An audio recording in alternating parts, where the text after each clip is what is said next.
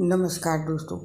इस पोस्ट में शेयर करेंगे दोस्तों एकादशी व्रत पारण की विधि, क्या खाना चाहिए और क्या नहीं खाना चाहिए। एकादशी का व्रत भगवान विष्णु के निमित्त रखा जाता है। हर मास में एकादशी आती है और मास के अनुसार एकादशी व्रत का महात्म्य भी बढ़ जाता है। एकादशी व्रत करने के लिए दशमी के दिन से ही व्रत के नियम लागू हो जाते हैं, जो कि द्वादशी तक चलते हैं। दशमी से लेकर द्वादशी तक व्रत के नियमों का पालन यदि मनुष्य नहीं करते तो इससे उन्हें व्रत का पूरा पुण्य लाभ नहीं मिलता। ऐसे में हर किसी को ये ज़रूर जानना चाहिए व्रत के अगले दिन पारण करते हुए क्या गलतियां ना करें।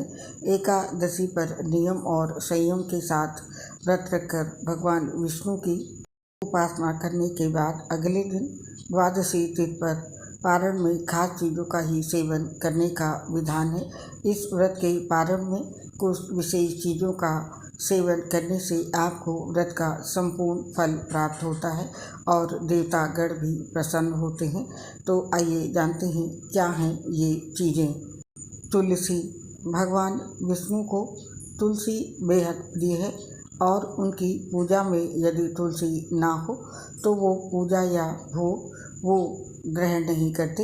इसलिए भगवान विष्णु के किसी भी व्रत में तुलसी का प्रयोग ज़रूर करें और एकादशी व्रत के पारण के लिए भी आप तुलसी पत्र को अपने मुख में डालकर पारण कर सकते हैं। एकादशी व्रत का पारण आंवले के साथ भी किया जाता है। आंवले के पेड़ पर भगवान विष्णु का वास होता है, इसीलिए आंवले का भी विशेष महत्व होता है।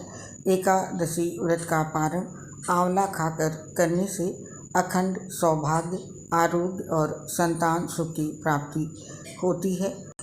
एकादशी व्रत के पारण में चावल जरूर खाएं।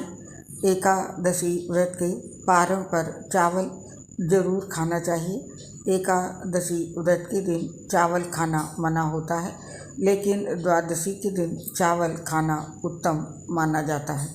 मान्यता है कि इस दिन चावल खाने से प्राणी रेंगने वाले जीव की योनि में जन्म पाता है, लेकिन द्वादशी को चावल खाकर व्रत का पारण करने से इस योनि से मुक्ति भी मिल जाती है। और इस दिन सेम का सेवन भी करना चाहिए। सेम को कफ और पित्त नाशक माना गया है और व्रत पारण के लिहाज से भी ये उत्तम माना गया है। ऐसे में सेम धार्मिक और स्वास्थ्य के हिसाब से बेहतर पारण भोज्य माना गया है। इसके साथ ही व्रत पारण में जो भी भोजन पकाया जाता है उसमें घी का प्रयोग करना चाहिए।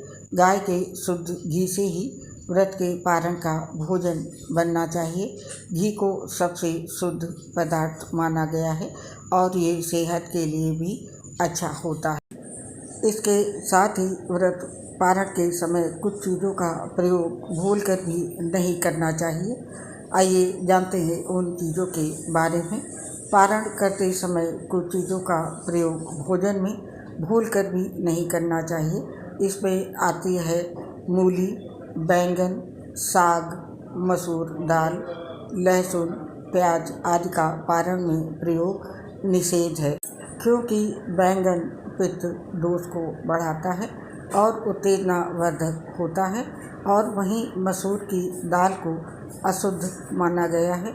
मूली की तासीर ठंडी होती है, इसीलिए ये व्रत के ठीक बाद इसका प्रयोग सेहत के लिए सही नहीं होता है, इसीलिए इनका सेवन नहीं करना चाहिए।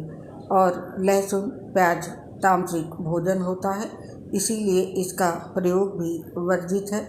माना जाता है कि इसे खाने से उत्तेजना, क्रोध, हिंसा और अशांति की भावना आती है। तो दोस्तों ये था कि एकादशी व्रत पारण में कौन चीज़ों का सेवन करना चाहिए और किन चीज़ों का सेवन बिल्कुल भी नहीं करना चाहिए। उम्मीद है ये जानकारी आपके काम आएगी और हमें अब इस पोस्ट से आज्ञा दें। मेरा नमस्कार स्वीकार करें। नमस्कार।